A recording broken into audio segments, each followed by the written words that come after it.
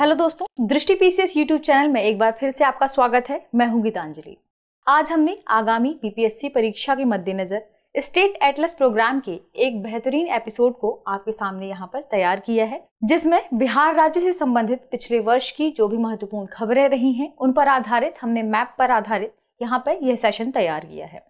इसके अलावा हमने बिहार स्कीम पर आधारित एक एपिसोड तैयार किया है, जिसकी लिंक आपको आई बटन पर मिल जाएगी या डिस्क्रिप्शन पर आप उसे देख सकते हैं, जो आपकी आने वाली परीक्षा में बिहार की जो भी महत्वपूर्ण स्कीम्स हैं उसमें आपके लिए महत्वपूर्ण होगी। तो आइए मैप पर आधारित स्टेट एटलस का यह नया सेशन या नया एपिसोड शुरू करते हैं और देखते हैं महत्वपूर्ण जो भी स्टेट एटलस के महत्वपूर्ण प्रश्न थे या बिहार राज्य के मैप पर आधारित जो भी महत्वपूर्ण सवाल हैं उनसे पूछे जा सकते हैं, या उन लोकेशन को जब आप याद कर लेंगे तो आपको किसी भी सवाल को हल करने में इससे ज्यादा आसानी होगी। तो आइए सबसे पहले मैप को देखते हैं और मैप पर आधारित कौन कौन से प्रश्न हैं जिन्हें हमने फ्रेम किया है उन्हें देखते हैं। तो शुरू करते हैं हमारे पहले सवाल से। पहला सवाल है, गंगा नदी के संदर्भ में निम्नलिखित में से क्या सही है। आपके सामने कथन है, यह बक्सर से होते हुए बिहार में प्रवेश करती है, और दूसरा, बिहार में इसकी कुल लंबाई लगभग 445 किलोमीटर है। कूट है केवल एक, केवल दो, एक और दो दोनों, ना तो एक और ना ही दो। यदि इस सवाल के सही जवाब की बात करें तो सबसे पहले देखेंगे हम गंगा नदी की लोकेशन को, क्योंकि इसे हल करने के लिए गंगा नदी की लोकेशन देखेंगे। फिर देखेंगे कि क्या सच में यह बक्सर से होते हुए बिहार में प्रवेश करती है, और इसकी यदि लंबाई के संदर्भ में बात करें तो दूसरा कथन बिल्कुल सही है कि पूरे बिहार में यदि गंगा की लंबाई देखें तो यह 445 किलोमीटर है। पहले कथन की पुष्टि के लिए मैप देखेंगे, मैप में गंगा की लोकेशन और बक्सर की लोकेशन देखेंगे। तो सबसे पहले देखेंगे बक्सर की लोकेशन जो यहाँ पर है, और अगले मैप में देखेंगे गंगा नदी की लोकेशन को। क्या सच में गंगा नदी बिहार में बक्सर से होते हुए प्रवेश करती है, तो इसके लिए देखेंगे गंगा नदी की लोकेशन। तो आप देख पा रहे होंगे यह उत्तर प्रदेश से बिहार में प्रवेश कर रही है और यह बक्सर से बिहार में प्रवेश करती है। यदि यह पूछा जाता है कि बक्सर में किस स्थान से, तो बक्सर में चौसा नामक स्थान है, यहां से गंगा नदी बिहार में प्रवेश करती है और फिर यह आगे बढ़ते हुए कटिहार से बाहर निकल जाती है, बिहार के बाहर निकलती है कटिहार जिले से होकर। तो यहाँ पर पूरी लंबाई, यदि गंगा नदी की पूरी लंबाई की बात करें तो यहाँ पर पूरी लंबाई इसकी 445 किलोमीटर है। इस तरह यदि इस सवाल के सही जवाब की बात करें तो दोनों ही कथन सही हैं, यानी ऑप्शन सी, एक और दो दोनों यहाँ पर सही जवाब होगा। बढ़ते हैं अगली खबर की तरफ, देखते हैं अगले सवाल को। अगला सवाल है, मुजफ्फरपुर निम्नलिखित में से किस नदी के तट पर स्थित है। ऑप्शन है गंगा नदी, कोसी नदी, बूढ़ी गंडक नदी, महानंदा नदी। तो इस सवाल के सही जवाब के लिए सबसे पहले देखेंगे मुजफ्फरपुर की लोकेशन को कि मुजफ्फरपुर कहाँ पर स्थित है। फिर इसके बाद देखेंगे कि मुजफ्फरपुर किस नदी के तट पर स्थित है या उसके आसपास कौन सी महत्वपूर्ण नदी है इन चारों में से, उसे फिर हम इसका सही जवाब मानेंगे। तो बिहार के मैप में मुजफ्फरपुर की लोकेशन देखेंगे। लोकेशन से आपको जब बार बार आप मैप देखेंगे तो लोकेशन से आपको विभिन्न जिलों की भी लोकेशन पता चलेगी, और यदि कोई प्रश्न वन्यजीव अभ्यारण्य पर भी पूछा जाता है तो इससे आपको आसानी होगी यह बताने के लिए कि लोकेशन के हिसाब से वह किस जनपद पर स्थित है या किस जनपद में स्थित है। तो यदि मुजफ्फरपुर की बात करें तो यह है मुजफ्फरपुर, और मुजफ्फरपुर की किन किन जिलों के साथ सीमा साझा होती है यह भी देख लेते हैं। उसमें शिवहर, सीतामढ़ी, ईस्ट चंपारण, दरभंगा, समस्तीपुर, वैशाली, सारण और गोपालगंज शामिल हैं। यानी मुजफ्फरपुर इतने जिलों के साथ अपनी सीमा साझा करता है। अब मुजफ्फरपुर की लोकेशन के मुताबिक आप देख लीजिए कि इसकी लोकेशन कहाँ है। फिर हम नदी की लोकेशन देखेंगे, क्या सचमुच मुजफ्फरपुर के आसपास कौन सी नदी हमारे ऑप्शन में से है। मुजफ्फरपुर की लोकेशन है यहाँ पर, यानी यहाँ बूढ़ी गंडक नदी महत्वपूर्ण है और मुजफ्फरपुर बूढ़ी गंडक नदी के पास स्थित है। यह है मुजफ्फरपुर की लोकेशन जिसे हमने जूम करके लिया है, और यह है बूढ़ी गंडक नदी।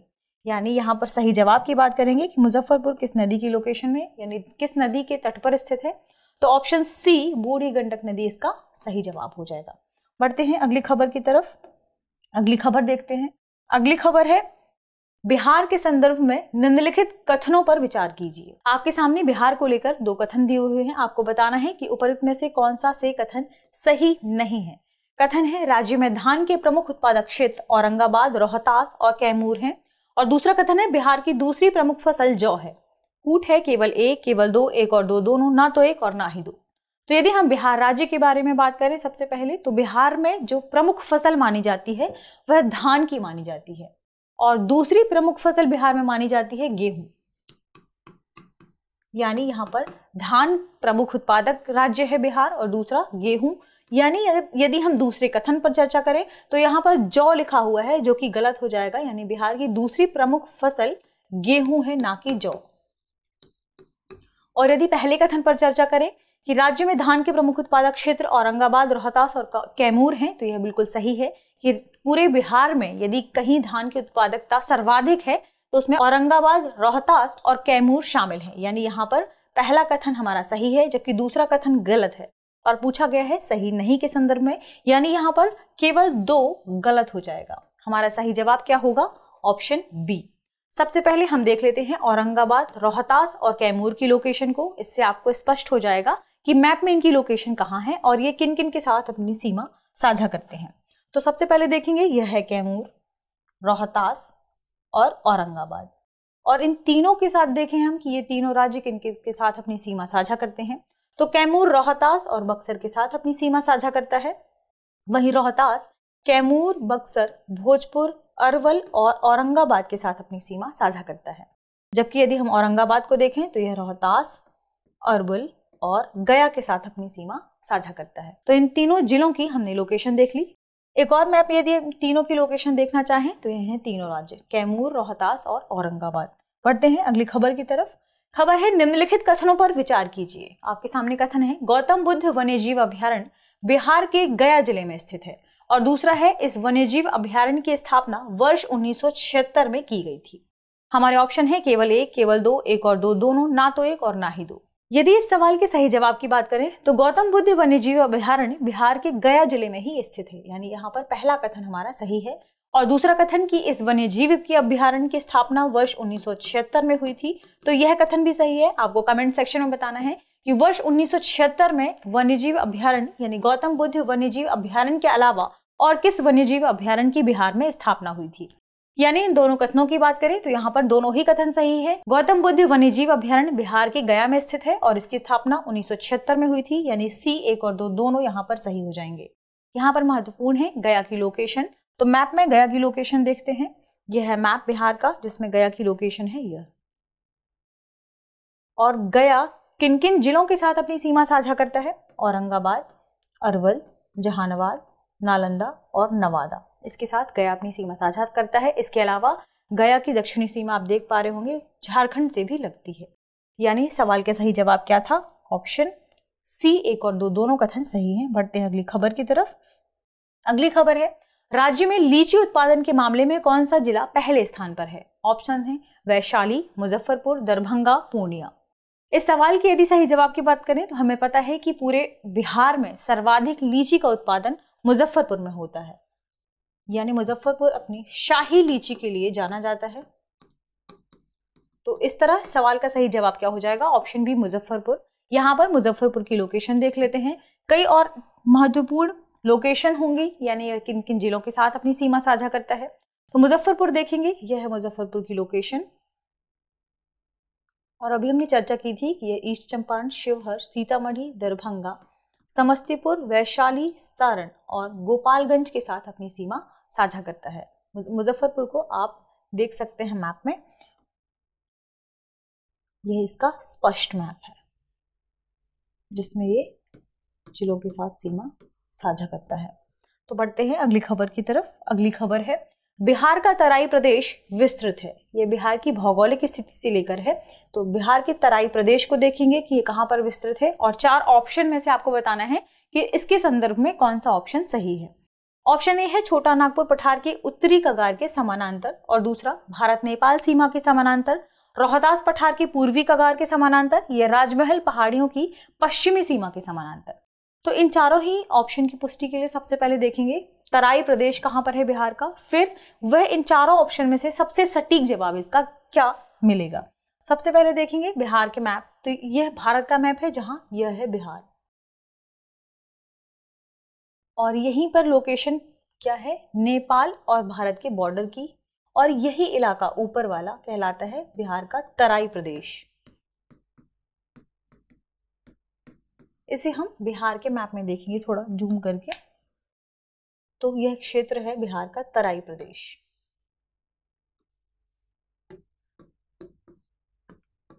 यदि हम कथनों को देखें तो पहला कथन है छोटा नागपुर पठार के उत्तरी कगार के समानांतर है। तो यहाँ पर देखेंगे यदि हम लोकेशन, तो छोटा नागपुर पठार यहाँ से है, झारखंड में भी इसकी अवस्थिति है, उत्तरी कगार के समानांतर, यानी यहाँ पर यह कथन गलत हो जाएगा। पहला कथन हमारा इसके संदर्भ में गलत हो जाएगा। दूसरा है भारत नेपाल सीमा के समानांतर। यदि हम भारत नेपाल सीमा के समानांतर देखेंगे तो यह है भारत नेपाल की सीमा, और हमने देखा कि तराई प्रदेश इस सीमा के ही समानांतर फैला हुआ है, यानी यहाँ पर दूसरा कथन सही हो जाएगा। इस कथन चूंकि पूछा गया है इसके संदर्भ में कि तराई प्रदेश विस्तृत है, तो यहाँ पर दूसरा कथन हमारा सही जवाब हो जाएगा। लेकिन हम अन्य लोकेशन भी देख लेते हैं, रोहतास पठार देख लेते हैं, और राजमहल की पहाड़ियों के संदर्भ में यदि बात करें तो यदि हम लोकेशन में रोहतास को पठार देखें तो हम जानते हैं कि बिहार में यह क्षेत्र कैमूर और रोहतास का है, और इसे ही क्या कहा जाता है, रोहतास का पठार। यहाँ पर है रोहतास का पठार, यह है कैमूर, कैमूर रेंज यही आगे विस्तारित है, इसे कैमूर रेंज कहते हैं, और यहाँ है रोहतास का पठार। तो आप देख पा रहे होंगे कि रोहतास के पठार से भी यह लोकेशन काफी दूर है, यानी यह कथन भी हमारा गलत है। तो बढ़ते हैं अगले सवाल की तरफ और अगला सवाल देखते हैं। अगला सवाल है निम्नलिखित कथनों पर विचार कीजिए। भारत में बिहार ही एकमात्र ऐसा राज्य है जहां पाइराइट का उचित भंडार है। और दूसरा कथन है बिहार में अभ्रक की पेटी का विस्तार नवादा जिले के पास है। कूट है, उपयुक्त में से कौन सा से कथन सही है या है? ऑप्शन है केवल एक, केवल दो, एक और दो, दोनों, ना तो एक और ना ही दो। यदि बिहार राज्य में हम खनिज के बारे में चर्चा करें या खनिज के संदर्भ में बात करें तो पहला कथन क्या है कि बिहार भारत का एकमात्र ऐसा राज्य है जहां पर पाइराइट का उचित भंडार है। पूछा गया है उचित भंडार के संदर्भ में, तो यहाँ पर पहला कथन बिल्कुल सही है कि पूरे भारत में बिहार ही ऐसा राज्य है जहां पाइराइट खनिज का उचित भंडार मौजूद है। और दूसरा, बिहार में अभ्रक की पेटी का विस्तार नवादा जिले में है, यह कथन भी बिल्कुल सही है। बिहार के संदर्भ में नवादा जिले का जो लोकेशन है उसके आसपास ही बिहार में अभ्रक की पेटी का विस्तार है, यानी यहाँ दोनों कथन सही हैं। तो ऑप्शन सी, एक और दो, दोनों यहाँ पर सही हो जाएगा। यहाँ पर सबसे पहले देखेंगे अभ्रक की पेटी के बारे में, यानी नवादा जिले को यहाँ पर देखेंगे लोकेशन में। नवादा जिला यहाँ महत्वपूर्ण है कि मैप में हम देखेंगे कि नवादा की लोकेशन कहाँ पर है, तो यह है नवादा। और यदि नवादा को देखें कि यह किसके साथ अपनी सीमा साझा करता है, तो यह गया, नालंदा, शेखपुरा और जमुई के साथ अपनी सीमा साझा करता है। इसके अलावा इसकी एक सीमा झारखंड से भी लगती है। तो नवादा जिले में क्या है, अभ्रक की पेटी का विस्तार। यहाँ पर सही जवाब क्या होगा, ऑप्शन सी, यानी दोनों ही कथन सवाल के सही हैं। तो बढ़ते हैं अगले सवाल की तरफ और अगला सवाल देखते हैं। अगला सवाल है बिहार में मखाना अनुसंधान केंद्र की स्थापना कहाँ की गई है? ऑप्शन है दरभंगा, वैशाली, सारण या बांका। यहाँ पर महत्वपूर्ण यह है कि मखाना अनुसंधान केंद्र कहाँ पर है बिहार में। हम सभी को पता है कि यह दरभंगा में है, यानी ऑप्शन ए इसका सही होगा। तो यहाँ पर हमारे लिए महत्वपूर्ण है दरभंगा की लोकेशन, दरभंगा के आसपास के जिले, क्योंकि हम बिहार का मैप पढ़ रहे हैं तो मैप पर आधारित जो भी सवाल पूछा जा सकता है, एक एक लोकेशन हमें पता होगी तो हम उन सवालों को जल्दी डील कर पाएंगे या आसानी से डील कर पाएंगे। तो यदि हम जानें कि मखाना अनुसंधान केंद्र कहाँ पर है, तो यह बिहार में दरभंगा में है। आपको कमेंट सेक्शन में बताना है कि बिहार के दरभंगा में किस स्थान पर इस अनुसंधान केंद्र को बनाया गया है। तो आइए लोकेशन के मुताबिक दरभंगा को देखते हैं। बिहार के मैप में दरभंगा की लोकेशन है यह, जो कि एक डिवीजन के रूप में भी जाना जाता है बिहार में। और यदि हम देखें कि दरभंगा किन जिलों के साथ अपनी सीमा साझा करता है, तो यह सीतामढ़ी, मधुबनी, सहरसा, खगड़िया, समस्तीपुर और मुजफ्फरपुर के साथ अपनी सीमा साझा करता है। तो इससे आपको यह भी पता होगा कि किस जिले की लोकेशन इसके आसपास कहाँ पर है। यानी यदि किसी नदी के संदर्भ में सवाल पूछ लिया जाता है कि यह नदी किन जिलों से होकर गुजरती है, तो इससे आपको अनुमान होगा कि चूंकि इसकी लोकेशन यहाँ है, इसके आसपास ये जिले हैं, तो आपको अनुमान होगा कि यह नदी किन जिलों से होकर गुजर सकती है। इस तरह यदि इस सवाल के सही जवाब की बात करें कि अनुसंधान केंद्र कहाँ पर स्थित है मखाना का, तो ऑप्शन ए दरभंगा इसका सही जवाब होगा। बढ़ते हैं अगली खबर की तरफ। अगली खबर है निम्नलिखित में से कौन सा वन्यजीव अभयारण्य बिहार के मुंगेर जिले में स्थित है? अब यहाँ पर लोकेशन क्या महत्वपूर्ण हो जाती है, मुंगेर जिला। और हमारे ऑप्शन क्या है, वाल्मीकि, राजगीर, भीमबांध या गौतम बुद्ध। तो यदि हम मुंगेर जिले में स्थित वन्यजीव अभयारण्य की बात करें तो उसका सही जवाब होगा भीमबांध। यानी भीमबांध वन्यजीव अभयारण्य बिहार के मुंगेर जिले में स्थित है। यहाँ महत्वपूर्ण है मुंगेर जिला। तो आइए बिहार के मैप में मुंगेर जिले की लोकेशन देखते हैं। तो बिहार का यह मैप है जहां पर मुंगेर जिला है यह। और मुंगेर किस किस जिले के साथ अपनी सीमा साझा करता है? खगड़िया, भागलपुर, बांका, जमुई, लखीसराय और बेगूसराय, इसके साथ यह अपनी सीमा साझा करता है। तो यहाँ पर मुंगेर महत्वपूर्ण हो जाता है। बढ़ते हैं अगली खबर की तरफ और अगली खबर देखते हैं। निम्नलिखित में से कौन सा से कथन सही है और है? कथन है नकटी डैम पक्षी अभयारण्य बिहार के गोपालगंज में स्थित है। इसकी स्थापना वर्ष 1987 में हुई थी। कूट है उपरोक्त में से कौन सा से कथन सही है या है? केवल एक, केवल दो, एक और दो, दोनों, ना तो एक और ना ही दो। यहाँ पर महत्वपूर्ण लोकेशन होगी कि यह डैम कहाँ पर है, यानी लोकेशन के संदर्भ में ही हमें बात करना है। तो यदि हम नकटी डैम के बारे में बात करें तो यह बिहार के गोपालगंज जिले में स्थित नहीं है। यानी नकटी डैम बिहार के किस जिले में स्थित है? जमुई। जमुई जिले में स्थित है बिहार का नकटी डैम पक्षी अभयारण्य। तो यहाँ पर पहला कथन गलत हो जाएगा। दूसरे कथन की बात करें कि इसकी स्थापना वर्ष 1987 में हुई थी, तो यह कथन बिल्कुल सही है।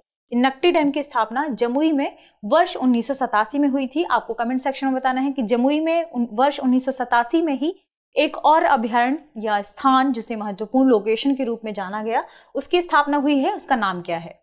कूट के संदर्भ में यदि बात करें कि कौन सा कथन सही है, तो यहाँ पर केवल दूसरा कथन सही है, पहला कथन गलत है। यानी केवल दो इसका सही जवाब होगा। यहाँ महत्वपूर्ण क्या है? जमुई की लोकेशन। तो जमुई की लोकेशन देखते हैं मैप में।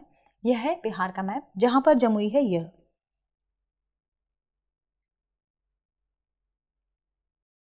और जमुई किस किस के साथ अपनी सीमा साझा करता है? तो यह नवादा, शेखपुरा, लखीसराय, मुंगेर और बांका के साथ अपनी सीमा साझा करता है, जबकि इसकी एक सीमा झारखंड के साथ भी साझा होती है। यहाँ पर इस मैप के इन सवालों की स्पीड का मुख्य कारण यह है कि इसमें सवाल ज़्यादा हैं। चूंकि ये वीडियो लंबा हो सकता है, इसलिए इसे जल्दी जल्दी हम यहाँ पर कर रहे हैं। तो जमुई की लोकेशन हमने देखी, यह 5 जिलों के साथ अपनी सीमा साझा करता है। और इस सवाल के सही जवाब की बात करें तो नकटी डैम कहाँ पर स्थित है? जमुई में स्थित है, इसे भी आप याद रखिएगा। तो केवल दो, चूंकि वर्ष 1987 में इसकी स्थापना है, यह कथन सही है। तो ऑप्शन बी यहाँ पर सही जवाब होगा। बढ़ते हैं अगली खबर की तरफ। अगली खबर है निम्नलिखित में से कौन सा से कथन बिहार के जूट उत्पादन के बारे में सही है या है? अब यहाँ पर आप ध्यान रखिएगा जूट उत्पादन की लोकेशन बिहार में, क्योंकि ऐसे सवाल बन सकते हैं या पूछे जाते हैं। हमारे कथन है जूट के उत्पादन में बिहार का देश में द्वितीय स्थान है। और दूसरा है प्रदेश का पूर्णिया जिला सर्वाधिक जूट उत्पादन क्षेत्र है। कूट है केवल एक, केवल दो, एक और दो, दोनों, ना तो एक और ना ही दो। यदि हम जूट उत्पादन के संदर्भ में बात करें कि पूरे भारत में जूट का उत्पादन सर्वाधिक कहाँ होता है, तो पहले स्थान पर इसमें है पश्चिम बंगाल। यानी पश्चिम बंगाल में जूट का उत्पादन पूरे भारत में सर्वाधिक होता है। जबकि दूसरे स्थान पर क्या है? बिहार। यानी यहाँ पर पहला कथन सही है कि जूट के उत्पादन में बिहार का देश में दूसरा स्थान है। यदि दूसरे कथन की बात करें कि प्रदेश का पूर्णिया जिला सर्वाधिक जूट उत्पादक क्षेत्र है, तो यह कथन भी यहाँ पर सही है कि बिहार का जो पूर्णिया जिला है वहां पर बिहार राज्य में सर्वाधिक जूट का उत्पादन होता है, यह उत्पादक क्षेत्र है। तो यहाँ पर दोनों कथन सही है, यानी ऑप्शन सी, एक और दो, दोनों यहाँ सही जवाब होगा। आइए देख लेते हैं बिहार की लोकेशन और फिर उसके बाद देखेंगे पूर्णिया की लोकेशन बिहार में कहाँ पर है। तो यह है बिहार का मैप और यह दूसरे स्थान पर है पूरे देश में जूट के उत्पादन में। यदि पूर्णिया की लोकेशन देखें तो यह है पूर्णिया की लोकेशन, जो कि बिहार के पूर्वी जिले के रूप में जाना जाता है। तो पूर्णिया कहाँ पर है? यह। और इसके साथ कौन कौन से जिले अपनी सीमा साझा करते हैं? अररिया, किशनगंज, मधेपुरा, भागलपुर और कटिहार, इसके साथ ही अपनी सीमा साझा करता है। यहाँ महत्वपूर्ण यह भी हो जाता है, यदि ऑप्शन में पूर्णिया आता है तो आप कॉमन सेंस से भी यहाँ पर आंसर सही दे सकते हैं कि वेस्ट बंगाल से लगा हुआ क्षेत्र है, यानी इसके साथ वाला इलाका है, यानी यहाँ जूट का उत्पादन बिहार राज्य में हो सकता है। अब क्योंकि वेस्ट बंगाल पहले स्थान पर है जूट उत्पादन में, तो यहाँ पर सही जवाब क्या है? पूर्णिया जिला। और यदि इस सवाल के सही जवाब की बात करें तो ऑप्शन सी इसका सही जवाब है। बढ़ते हैं अगली खबर की तरफ और अगली खबर देखते हैं। प्रश्न है निम्नलिखित में से कौन से समूह की नदियां बिहार और उत्तर प्रदेश के बीच सीमा रेखा बनाती हैं? सीमा रेखा या आप कह सकते हैं भौगोलिक रेखा बनाती हैं।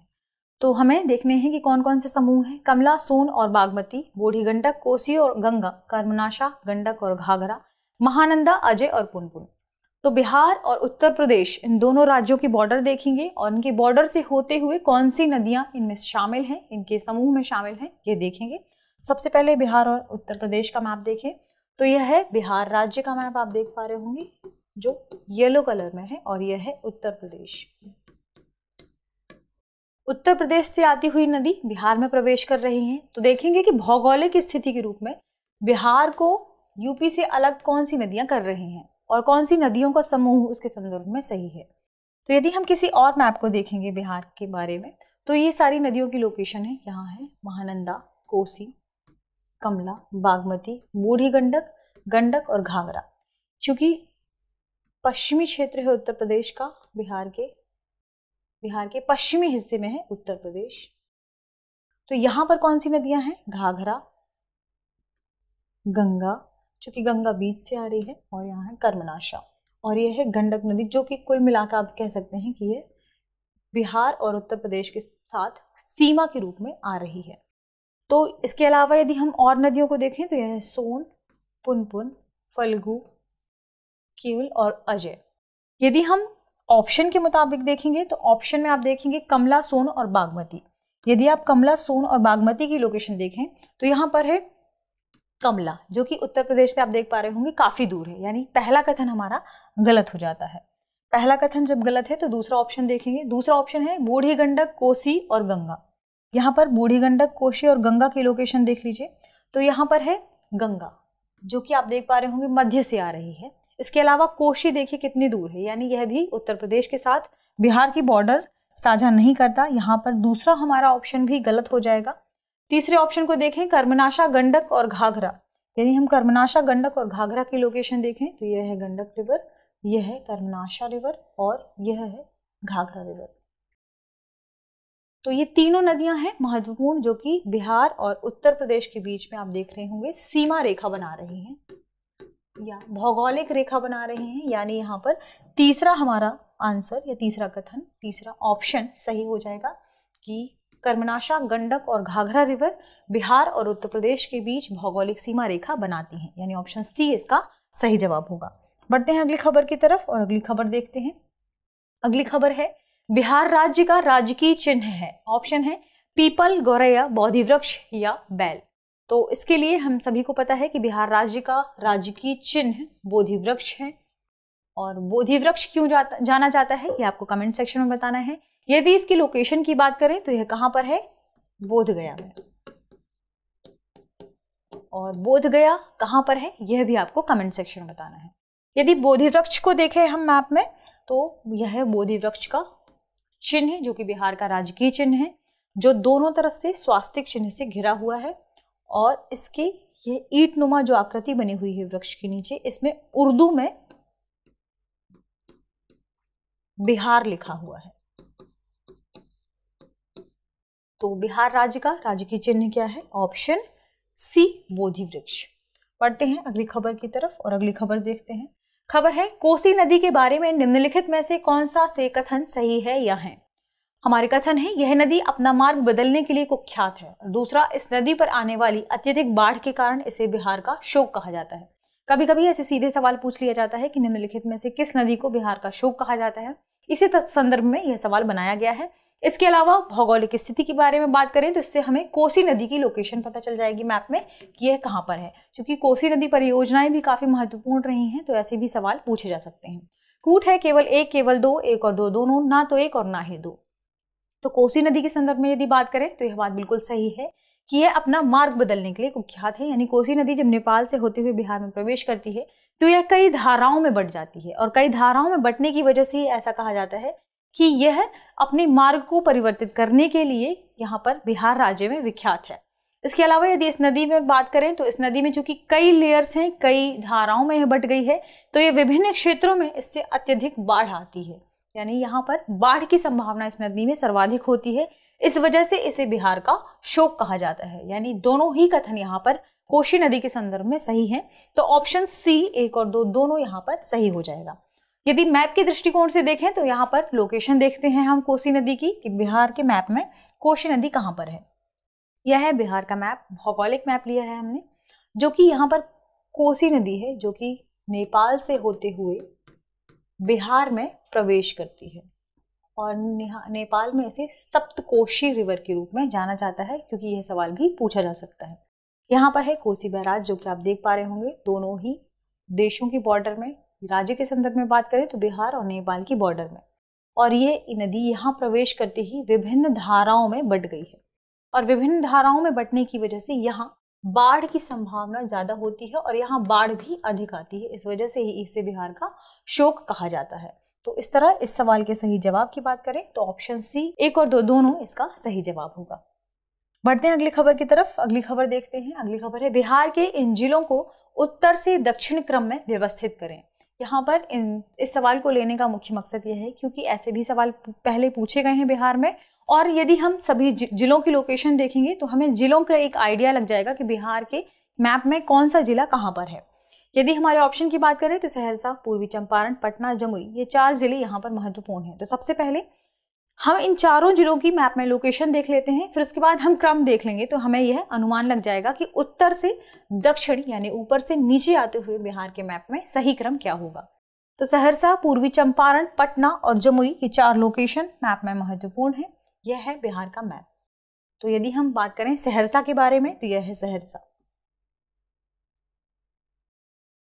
सहरसा, पूर्वी चंपारण,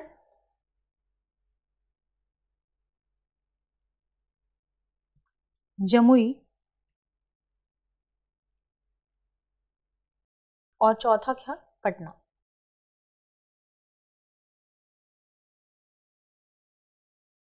अब यदि हम बिहार के मैप में उत्तर से दक्षिण की दिशा में चलते हैं तो आप बता पाएंगे कि यहाँ पर कौन सा जिला सबसे पहले आएगा। तो आप देख पा रहे होंगे क्रम के मुताबिक पहले नंबर पर होगा ईस्ट चंपारण यानी पूर्वी चंपारण, दूसरे नंबर पर होगा सहरसा, तीसरे क्रम में होगा पटना और चौथा क्रम होगा जमुई का। तो सबसे पहले हम देख लेंगे कि ऑप्शन में पूर्वी चंपारण पहले ऑप्शन में कहाँ पर है या पहले स्थान पर कहाँ पर है। तो ऑप्शन में हम देख पा रहे होंगे ऑप्शन बी पूर्वी चंपारण इसमें पहले स्थान पर है, दूसरे स्थान पर सहरसा है यानी दूसरे स्थान पर सहरसा है, तीसरे पर पटना और चौथे में जमुई। तो यानी ऑप्शन बी हमारा सही जवाब होगा। पूर्वी चंपारण, सहरसा, पटना और जमुई यहाँ इसका सही जवाब होगा। तो उत्तर से दक्षिण के क्रम में आते हुए यही क्रम है जो सही है। बढ़ते हैं अगली खबर की तरफ, या किसी और मैप में इनकी लोकेशन देखेंगे तो यह है ईस्ट चंपारण, सहरसा, पटना और जमुई। अगला सवाल देखें। अगला सवाल है गोगाबिल पक्षी बिहार के बारे में निम्नलिखित में से क्या सही है। हमारे ऑप्शन है या कथन है, इसे राज्य का पहला सामुदायिक रिजर्व घोषित किया गया था। यह बिहार की सबसे बड़ी आर्द्रभूमियों में से एक है। कूट है केवल एक, केवल दो, एक और दो दोनों, ना तो एक और ना ही दो। यदि गोगाबिल पक्षी अभयारण्य के बारे में बात करें तो यहाँ पर महत्वपूर्ण है इसकी लोकेशन। गोगाबिल पक्षी अभयारण्य बिहार के कटिहार जिले में स्थित है और कटिहार जिला बिहार का पूर्वी जिला है। इसकी लोकेशन अभी हम मैप में देखेंगे। इसके अलावा यदि हम गोगाबिल पक्षी अभयारण्य की इन दोनों ही कथनों के बारे में बात करें तो यह कथन बिल्कुल सही है कि यह राज्य का पहला सामुदायिक रिजर्व घोषित किया गया था। इसके अलावा बिहार के बड़े आर्द्रभूमियों में से एक यह भी आता है गोगाबिल पक्षी अभयारण्य। तो यहाँ पर दूसरा कथन भी बिल्कुल सही है, यानी इस सवाल के संदर्भ में ऑप्शन सी सही है। यहाँ पर दोनों ही कथन गोगाबिल पक्षी अभयारण्य के बारे में सही है। आपको कमेंट सेक्शन में बताना है कि गोगाबिल पक्षी विहार को पक्षी विहार के रूप में किस वर्ष घोषित किया गया था। अब इसकी लोकेशन देखते हैं। गोगाबिल पक्षी अभयारण्य के जिले की लोकेशन है कटिहार। तो बिहार के मैप में महत्वपूर्ण क्या हो जाता है, कटिहार। तो यह है बिहार का मैप जहां कटिहार महत्वपूर्ण है और कटिहार की लोकेशन है यह। कटिहार का एक हिस्सा पश्चिम बंगाल से भी लगता है और किन किन जिलों के साथ ये अपनी सीमा साझा करता है तो आप देख पा रहे होंगे पूर्णिया और भागलपुर, इन 2 जिलों के साथ ये अपनी सीमा साझा करता है। और यदि पश्चिम बंगाल से लगने वाले जिलों में पूछा जाता है तो कटिहार उसके अंतर्गत शामिल हो जाएगा। तो कटिहार की लोकेशन महत्वपूर्ण थी जो आपने देख ली। बढ़ते हैं अगली खबर की तरफ और अगली खबर देखते हैं। बिहार की सीमा से लगने वाले भारत के राज्यों की संख्या है। ऑप्शन है 3, 4, 5 या 6। तो यहाँ पर महत्वपूर्ण है भारत के मैप में बिहार को देखें, यानी बिहार की सीमा से लगने वाले राज्य पूछा गया है। तो देख लेते हैं कि बिहार के साथ कौन कौन से और राज्य हैं जो अपनी सीमा साझा करते हैं। तो यह है बिहार का मैप। बिहार के मैप में आप देख पा रहे होंगे कि वह किस दिशा से किस राज्य के साथ अपनी सीमा साझा करता है। पूर्वी दिशा की बात करें तो बिहार पश्चिम बंगाल के साथ अपनी सीमा साझा कर रहा है, जिसके ये जिले पश्चिम बंगाल से अपनी सीमा साझा करते हैं। यदि पश्चिमी हिस्से की बात करें तो बिहार पश्चिमी हिस्से में उत्तर प्रदेश के साथ अपनी सीमा साझा कर रहा है, और यदि दक्षिणी हिस्से की बात करें तो यह झारखंड के साथ अपनी सीमा साझा करता है। यहाँ पर महत्वपूर्ण है कि यह उत्तर प्रदेश के साथ इसके कौन से जिले अपनी सीमा साझा करते हैं। तो देख पा रहे होंगे वेस्ट बंगाल, गोपालगंज, सिवान, सारण, भोजपुर, बक्सर, कैमूर और रोहतास, ये जिले उत्तर प्रदेश के साथ अपनी सीमा साझा करते हैं। वहीं झारखंड के संदर्भ में यदि देखें तो आप देख रहे होंगे रोहतास, औरंगाबाद, गया, नवादा, जमुई, बांका और भागलपुर, ये झारखंड के साथ अपनी सीमा साझा करते हैं। और पश्चिम बंगाल के साथ किशनगंज, पूर्णिया और कटिहार अपनी सीमा साझा करते हैं। चूंकि राज्यों के संदर्भ में सवाल पूछा गया है, यानी यहाँ पर राज्य महत्वपूर्ण है, तो बिहार राज्य अपने पूर्वी हिस्से में पश्चिम बंगाल, दक्षिण में झारखंड और पश्चिम में उत्तर प्रदेश के साथ अपनी सीमा साझा करता है। इसके अलावा इसके उत्तर में नेपाल स्थित है, यानी यह एक अंतरराष्ट्रीय सीमा भी साझा करता है। तो इस तरह यदि राज्यों के बारे में सवाल पूछा गया है तो ऑप्शन ए 3 यहाँ पर सही जवाब हो जाएगा, जिसमें यूपी, पश्चिम बंगाल और झारखंड स्थित है। Option A. बढ़ते हैं अगली खबर की तरफ। अगली खबर है, निम्नलिखित में से किस जिले को सिल्क सिटी के रूप में जाना जाता है। यह सवाल भी बिहार के संदर्भ में ही है। बिहार के सिल्क सिटी के रूप में किसे जाना जाता है। ऑप्शन है मुजफ्फरपुर, भागलपुर, पटना या पूर्वी चंपारण। इस सवाल का सही जवाब है ऑप्शन बी, भागलपुर, क्योंकि भागलपुर में रेशम का उत्पादन और रेशम के उत्पादन की वजह से ही इसे सिल्क सिटी के रूप में जाना जाता है। यानी भागलपुर की लोकेशन यहाँ पर हमारे लिए महत्वपूर्ण है। तो आइए देख लेते हैं भागलपुर की लोकेशन को। इसके अलावा भागलपुर एक और चीज के लिए जाना जाता है, विक्रमशिला गंगे डॉल्फिन की स्थापना कहां पर है, भागलपुर में हुई है। यदि भागलपुर की लोकेशन देखें तो यह है भागलपुर की लोकेशन, और भागलपुर झारखंड के साथ अपनी सीमा साझा करता है एक अन्य राज्य के रूप में। जिलों के संदर्भ में बात करें कि बिहार के किन जिलों के साथ यह सीमा साझा करता है, तो उसमें कटिहार, पूर्णिया, मधेपुरा, खगड़िया, मुंगेर और बांका शामिल हैं। यानी यह कितने जिलों के साथ, 6 जिलों के साथ अपनी सीमा साझा करता है, और एक अंतर्राज्यीय झारखंड के साथ ही अपनी सीमा साझा करता है। यहाँ पर क्या महत्वपूर्ण है, विक्रमशिला गंगे डॉल्फिन, और इसके अलावा यह बिहार की सिल्क सिटी के रूप में भी जाना जाता है। क्यों, रेशम का उत्पादन यहाँ पर होता है। बढ़ते हैं अगली खबर की तरफ। अगली खबर देख लेते हैं। खबर है, निम्नलिखित में से कौन सा से कथन बिहार राज्य के बारे में सही है या है। ऑप्शन है, प्रदेश का सबसे दक्षिणी जिला नवादा है, और दूसरा प्रदेश का सबसे उत्तरी जिला पश्चिमी चंपारण है। कूट है केवल एक, केवल दो, एक और दो, दोनों, ना तो एक और ना ही दो। सही है के संदर्भ में पूछा गया है। सबसे पहले देख लेंगे बिहार की मैप में दक्षिणी जिले को कि यह कथन क्या सही है, और उत्तरी जिले को। तो बिहार के मैप में देखेंगे, जिलों के संदर्भ में देखेंगे मैप में, तो आप देख पा रहे होंगे चूंकि पूछा गया है उत्तरी और दक्षिणी जिले के संदर्भ में, बिहार के मैप में सबसे उत्तरी इलाका है यह, और सबसे उत्तरी जिले की बात करें तो पश्चिमी चंपारण बिहार का सबसे उत्तरी जिला है। जबकि यदि हम दक्षिणी जिले के बारे में बात करें तो बिहार का सबसे निचला हिस्सा आप देख पा रहे होंगे होगा गया का, क्योंकि जमुई की लोकेशन यदि यह है तो इसके सामने यह स्थान यहाँ पर खत्म होता है, जबकि गया इसके भी नीचे विस्तारित है। यानी गया का क्षेत्र सबसे दक्षिणतम है, तो यहाँ पर गया सबसे दक्षिण जिला माना जाएगा। वहीं यदि हम पूर्वी जिले की बात करें, क्योंकि हम मैप के संदर्भ में ही चर्चा कर रहे हैं, तो पूर्वी जिला भी देख लेते हैं। तो यहाँ पर आप देख पा रहे होंगे यह है कटिहार, और कटिहार यहाँ जाकर समाप्त होता है। यानी पूर्वी हिस्सा किशनगंज का अधिक विस्तारित है, तो यहाँ पर किशनगंज बिहार का पूर्वी जिला हो जाएगा। और यदि पश्चिमी जिले की बात करेंगे तो आप पश्चिमी जिले में आप लोकेशन देख पा रहे होंगे, सबसे पश्चिमी हिस्से तक विस्तारित है कैमूर, यानी यहाँ पर कैमूर बिहार का पश्चिमी जिला हो जाएगा।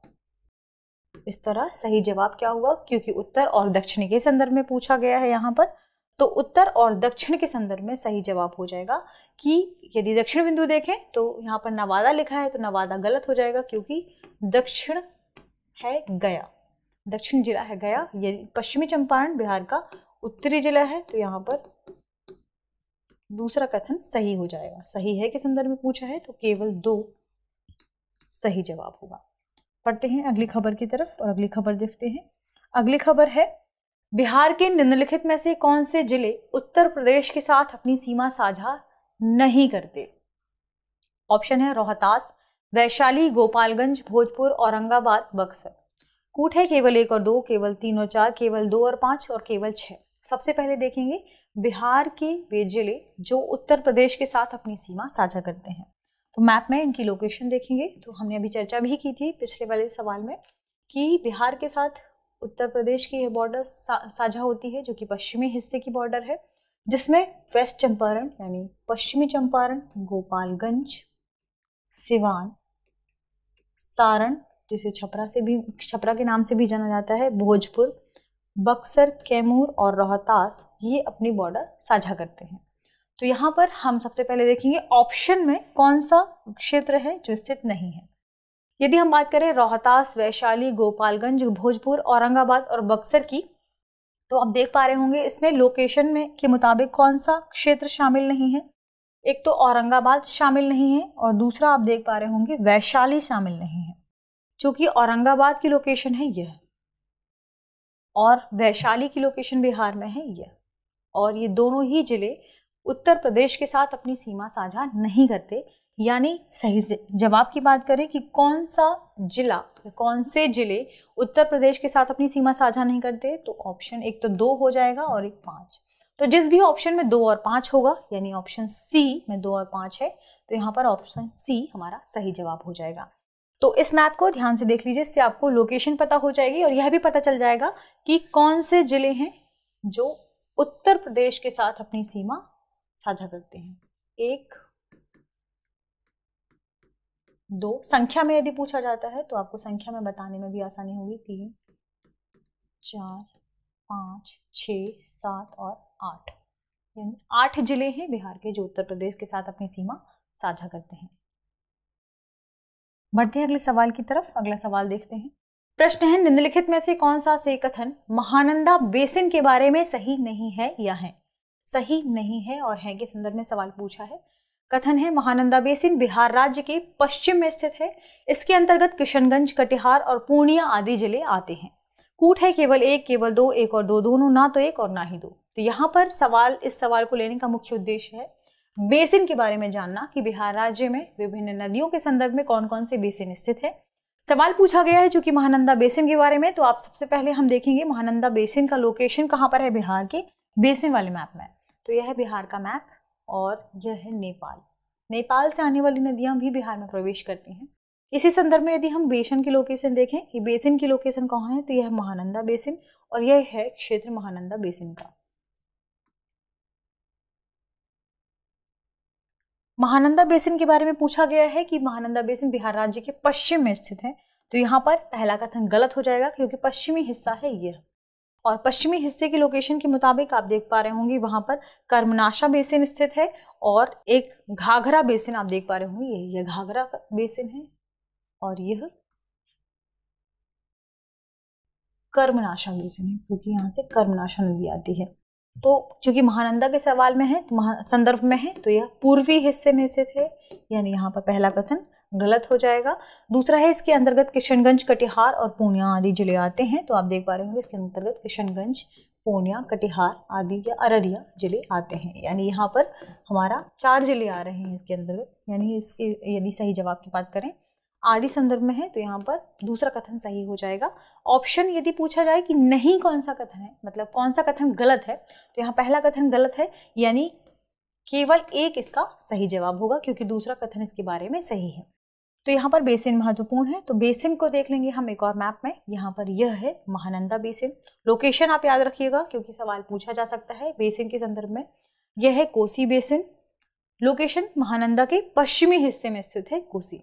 फिर कमला और बागमती यहाँ पर है, यह गंडक नदी, और फिर ये बूढ़ी गंडक जो कि आगे बढ़ती हुई तो गंडक नदी की लोकेशन है। सोन नदी का बेसिन है, सोन नदी यहाँ से प्रवेश कर रही है। कर्मनाशा बेसिन है, अभी हमने चर्चा भी की, यह लोकेशन कर्मनाशा बेसिन की है। पुनपुन बेसिन आप देख पा रहे होंगे, हरोहर बेसिन, केवल, और आप देख पा रहे होंगे यहाँ पे चंदन बेसिन। तो यदि सवाल के सही जवाब की बात करें, इस सवाल के बारे में, कर्मनाशा बेसिन के बारे में पूछा गया है, तो ऑप्शन ए इसका सही जवाब होगा। और बेसिन का लोकेशन आप इस मैप से देख पा रहे होंगे, विभिन्न जो नदियां हैं उसकी कौन कौन सा अपवाह क्षेत्र है, उससे संबंधित क्या बेसिन है, ये इस मैप में है। आप चाहें तो इसका स्क्रीनशॉट ले लें ताकि आपको आसानी होगी पढ़ने में। पढ़ते हैं अगली खबर की तरफ। अगली खबर है, निम्नलिखित में से कौन सी नदी उत्तर से आकर गंगा में नहीं मिलती है। आपको नहीं मिलती के संदर्भ में है, यानी सबसे पहले देखेंगे कि कौन सी नदी उत्तर से आकर बिहार में गंगा नदी में मिलती है। ऑप्शन है कमला, कोसी, फल्गु, गंडक। सबसे पहले नदियों की लोकेशन देखेंगे, यह है महानंदा, कोशी, कमला, बागमती, गंडक, घाघरा। और एक और ऑप्शन के मुताबिक यदि हम उत्तर के क्रम में देखें तो ये है उत्तर से आने वाली नदियां, और ये हैं दक्षिण से आने वाली नदियां जो गंगा नदी में मिलती हैं। इसमें शामिल है अजय, केवल, फल्गु, पुनपुन, सोन। तो यदि इस सवाल को देखें, इसके ऑप्शन देखें, तो इस ऑप्शन में कमला, कोसी और गंडक रिवर हैं जो कि बिहार में उत्तर दिशा से आकर मिल रही हैं, कोसी, कमला और गंडक रिवर। जबकि दक्षिण से कौन सी नदी जाकर मिल रही है, सोन, पुनपुन, फल्गु, केवल। तो हमारे ऑप्शन में कौन सी नदी है, फल्गु। यानी इस सवाल के सही जवाब की बात करेंगे तो ऑप्शन सी फल्गु इसका सही जवाब होगा, क्योंकि यह बिहार में दक्षिण से होते हुए जाकर गंगा में मिलती है, ना कि उत्तर से। और सवाल पूछा गया है उत्तर से आने वाली नदियों के संदर्भ में, तो यह उत्तर से आकर नहीं मिलती, यानी ऑप्शन सी इसका सही जवाब है। बढ़ते हैं अगली खबर की तरफ। अगली खबर देखते हैं। कोई प्रश्न है, निम्नलिखित में से कौन सा कथन कोसी प्रमंडल के बारे में सही नहीं है। यहाँ पर सही नहीं के संदर्भ में पूछा गया है। ऑप्शन है कोसी प्रमंडल के अंतर्गत 3 जिले शामिल किए गए हैं। कोसी प्रमंडल के दक्षिण में मुंगेर और भागलपुर प्रमंडल स्थित है। यह प्रमंडल गंगा नदी के दाएं किनारे में स्थित है। इस प्रमंडल का एक हिस्सा नेपाल से लगा हुआ है। तो सबसे पहले देखेंगे कोसी प्रमंडल को। यहाँ भी प्रमंडल लिए जाने का मुख्य उद्देश्य यही है कि बिहार के मैप में आप विभिन्न प्रमंडलों को देख लें। आपको कमेंट सेक्शन में बताना है कि बिहार में कितने प्रमंडल स्थित हैं और कितने जिले उसके अंतर्गत आते हैं। तो कोसी प्रमंडल के सवाल को फ्रेम किए जाने का मतलब है प्रमंडल की लोकेशन देखेंगे, क्योंकि पूछा गया है कोसी प्रमंडल के संदर्भ में। तो सबसे पहले कोसी प्रमंडल पर ही हम चर्चा करेंगे। यह है बिहार का प्रमंडल वाला मैप, जिसमें बिहार के जो भी प्रमंडल हैं वह मौजूद हैं। यदि हम कोसी प्रमंडल के बारे में बात करें तो कोसी वाला क्षेत्र कोसी प्रमंडल कहलाएगा, यानी यह आप देख पा रहे होंगे लाइट ब्लू कलर है, यह है कोसी प्रमंडल। और कोसी प्रमंडल के अंतर्गत यदि जिलों की चर्चा करें तो कितने हैं, सुपौल, मधेपुरा और सहरसा, यानी कोसी प्रमंडल में 3 जिले शामिल हैं। अब हम यदि कथन देखें तो कोसी प्रमंडल के अंतर्गत 3 जिले शामिल किए गए हैं, तो पहला कथन हमारा सही हो जाता है।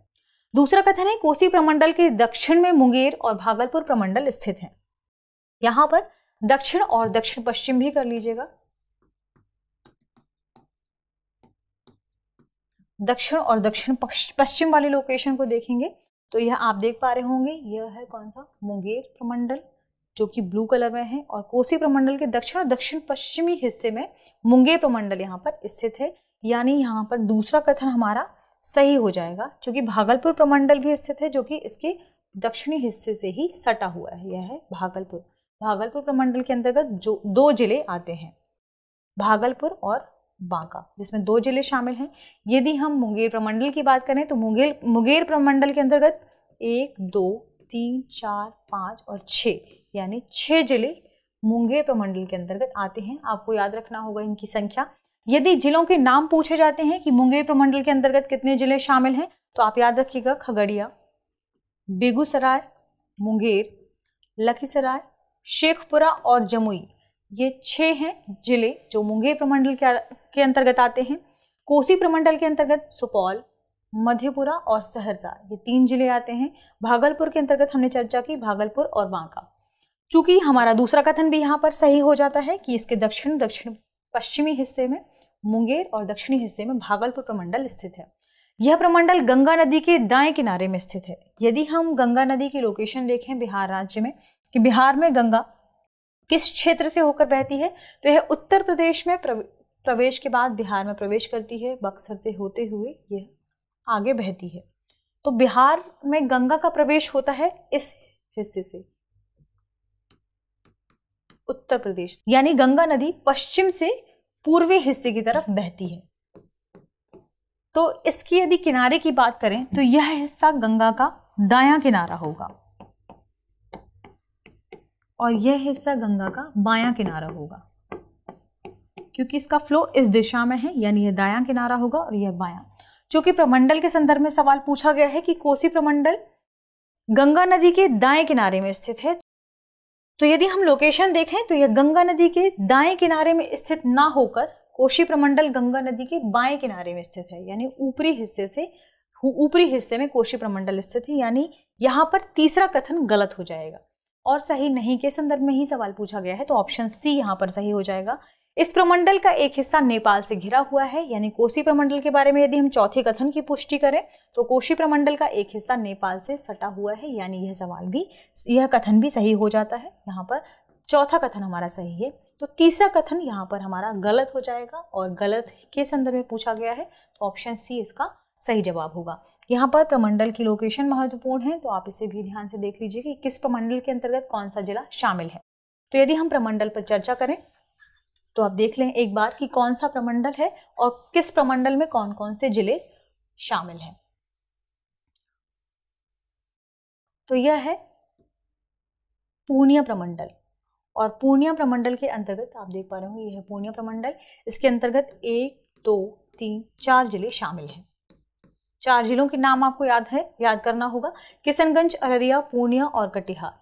इसके अलावा यह भागलपुर प्रमंडल है जिसमें हमने चर्चा भी की, 2 जिले शामिल हैं, भागलपुर और बांका। यह है कोसी प्रमंडल जिसके अंतर्गत 3 जिले शामिल हैं, सुपौल, मधेपुरा और सहरसा। यह है दरभंगा प्रमंडल, दरभंगा प्रमंडल के अंतर्गत भी 3 जिले शामिल हैं, मधुबनी, दरभंगा और समस्तीपुर। फिर है यह तिरहुत प्रमंडल, तिरहुत प्रमंडल के अंतर्गत 6 जिले शामिल हैं। कौन से?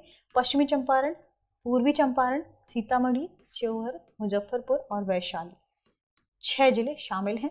यह आप जो रेड कलर में देख रहे होंगे यह है पटना प्रमंडल, और पटना प्रमंडल के अंतर्गत कितने जिले शामिल हैं? 6, नालंदा, पटना, भोजपुर, बक्सर, रोहतास और कैमूर। आप ये जो पिंक कलर देख पा रहे होंगे यह है मगध प्रमंडल, और यहाँ भी देख पा रहे होंगे यह है मगध प्रमंडल। इसके अंतर्गत जिले कौन कौन से हैं? नवादा, गया, औरंगाबाद, अरवल और जहानाबाद, जिसमें 5 जिले शामिल किए गए हैं। और ब्लू कलर में अभी हमने चर्चा भी की थी इसके बारे में, यह था मुंगेर प्रमंडल जिसपे 1, 2, 3, 4, 5 और 6 जिले शामिल हैं। 6 जिलों के बारे में हमने अभी थोड़ी देर पहले चर्चा की है। तो प्रमंडल वाला मैप भी आप ध्यान से पढ़ लीजिएगा, क्योंकि हो सकता है लोकेशन के संदर्भ में सवाल पूछा जाए। बढ़ते हैं अगली खबर की तरफ। अगली खबर है, निम्नलिखित में से कौन सा से जिला पश्चिम बंगाल के साथ अपनी सीमा साझा नहीं करते? तो आपको बताना है। ऑप्शन है अररिया, किशनगंज, पूर्णिया, भागलपुर, कटिहार, और कूट है केवल 1, 2, 5, केवल 1, 2, 3 और 4, केवल 1, 4, उपर्युक्त सभी। सबसे पहले देखेंगे हम बिहार और पश्चिम बंगाल की लोकेशन को, फिर देखेंगे कि कौन कौन से जिले हैं जो इसके साथ अपनी सीमा साझा करते हैं। इसके संदर्भ में फिर हमें यह क्लियर हो जाएगा कि कौन सा जो जिला है, ये कौन से जिले हैं जो उनके साथ अपनी सीमा या पश्चिम बंगाल राज्य के साथ अपनी सीमा साझा नहीं करते। सबसे पहले बिहार मैप देखेंगे और बिहार के मैप में ही देखेंगे पश्चिम बंगाल की लोकेशन। यह पश्चिम बंगाल और यह है बिहार। और यदि हम बिहार के साथ देखें कि कौन से जिले पश्चिम बंगाल के साथ सीमा साझा करते हैं, तो किशनगंज, पूर्णिया और कटिहार, ये 3 जिले हैं जो पश्चिम बंगाल के साथ अपनी सीमा साझा करते हैं।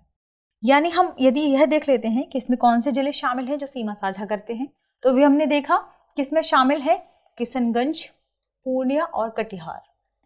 तीनों की लोकेशन भी देखी हमने, किशनगंज, पूर्णिया और कटिहार ये शामिल हैं जो कि अपनी सीमा पश्चिम बंगाल के साथ साझा करते हैं। और शामिल नहीं है के संदर्भ में अररिया और भागलपुर, यानी 1 और 4 हमारा ऑप्शन होगा, जिस भी ऑप्शन में वह सही होगा। तो 1 और 4 होगा ऑप्शन सी, यानी ऑप्शन सी इसका सही जवाब होगा। अररिया और भागलपुर की लोकेशन भी देख लेते हैं, तो यहाँ पर है, आप देख पा रहे होंगे यह है भागलपुर और यह है अररिया। अररिया किशनगंज के पीछे, इसलिए पश्चिम बंगाल के साथ अपनी लोकेशन साझा नहीं कर पाता, और भागलपुर की लोकेशन यहाँ झारखंड के साथ साझा होती है, इसकी नेपाल के साथ साझा होती है। तो इस तरह इस सवाल की यही सही जवाब की बात करें तो ऑप्शन सी इसका सही जवाब होगा। यहाँ पर ये सभी जिले महत्वपूर्ण हो जाते हैं। तो यहाँ पर एक बार और आप ध्यान से देख लीजिए कि किशनगंज, पूर्णिया, कटिहार किसके साथ अपनी सीमा साझा करते हैं। किशनगंज अररिया और पूर्णिया के साथ अपनी सीमा साझा करता है। वहीं पूर्णिया, किशनगंज, अररिया, मधेपुरा, भागलपुर और कटिहार के साथ अपनी सीमा साझा करता है। यदि कटिहार को देखें तो यह पूर्णिया और भागलपुर के साथ अपनी सीमा साझा करता है। इस तरह इस सवाल के सही जवाब की बात करें तो ऑप्शन सी सही जवाब है। बढ़ते हैं अगले सवाल की तरफ। अगला सवाल है, बिहार के संदर्भ में सुमेलित कीजिए। आपके सामने सुमेलन के लिए दो चीजें दी हुई हैं। एक साइड आपको राजकीय जो भी प्रतीक है वह दिए हुए हैं, दूसरी साइड उससे जुड़े जो भी चिन्ह हैं। प्रतीकों के संदर्भ में पर चर्चा करें तो राजकीय वृक्ष, राजकीय पक्षी, राजकीय पुष्प और राजकीय पशु के बारे में आपको बताना है। और उसके सामने आपके सामने लिखे हुए हैं प्रतीक पीपल, गौरैया, गेंदा और बैल। कूट है, उपयुक्त में से कौन सा से सही सुमेलन है आपको बताने हैं। ऑप्शन है केवल 1, 2, 3, केवल 1 और 2, केवल 1, 4, 5, उपयुक्त सभी। तो यदि हम बिहार राज्य की राजकीय वृक्ष की बात करें तो बिहार राज्य का राजकीय वृक्ष पीपल है। वहीं राजकीय पक्षी की बात करें तो बिहार राज्य का राजकीय पक्षी गौरैया है, यानी यहाँ पर गौरैया भी सही है। राजकीय पुष्प की बात करें तो गेंदा यहाँ पर राजकीय पुष्प के रूप में स्वीकार किया गया है। जबकि राजकीय पशु की बात करें तो बिहार में राजकीय पशु के रूप में बैल को जाना जाता है। यानी इसके सुमेलन की बात करें हम तो राजकीय वृक्ष है पीपल, तो यहाँ पर यह सुमेलन सही है। राजकीय पक्षी है गौरैया, तो इसका सुमेलन यह भी सही है। राजकीय पुष्प है गेंदा, तो यह गेंदा भी सही है। और राजकीय पशु है बैल, तो यहाँ पर चारों सुमेलन सही हैं। यानी यहाँ पर सही जवाब की बात करें तो ऑप्शन डी उपयुक्त सभी इसका सही जवाब होगा। यहाँ पर है महत्वपूर्ण इन चारों के बारे में जान लेना। तो ये चारों की जो इमेज है वह आपको अगली स्लाइड में दिखा दी जाएगी। तो यानी अगली स्लाइड में देखेंगे यह है पीपल, गौरैया, बैल और गेंदा। और हमने किस राज्य के बारे में चर्चा की अभी, बिहार के बारे में। और बिहार राज्य के बारे में अभी हमने इसके राज्य की चिन्ह की भी चर्चा की थी, जो कि क्या था, बोधि वृक्ष।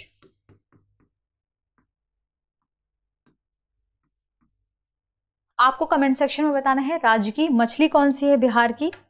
तो ये पूरा जो सेशन था आज हमारा, यह बिहार की भौगोलिक स्थिति, उससे संदर्भित क्या कुछ मैप में महत्वपूर्ण था, उससे जिले, नदियां, लोकेशन, प्रमंडल, कौन कौन से सवाल इससे पूछे जा सकते हैं, इसके इर्द गिर्द कौन से तथ्य महत्वपूर्ण है, इस पर आधारित था।